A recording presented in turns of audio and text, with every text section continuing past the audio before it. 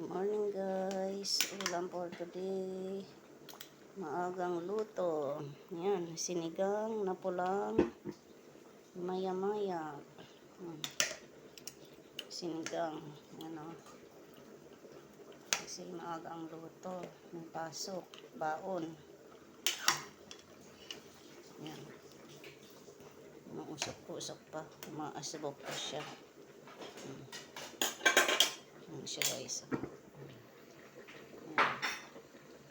Sinigang na maya-maya na red with ano bang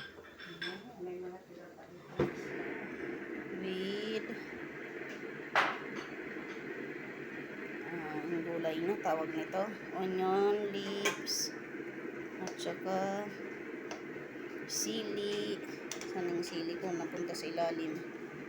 Ito, sili malaki at saka mustasa, parang hindi malansa yung maya-maya. Ayan, na red. Maagang luto para hindi na magluto mamayang tanghalian kasi may pasok. Ayan.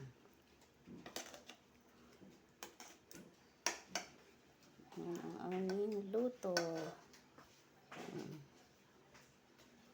Ayan siya. Matabang isda yan, red maya-maya. Ang kilo niya is ginto rin siya kasi malang isda dito sa Manila. Ayan o, sinigang, may kamatis. Ayan, ang lalaki niya no.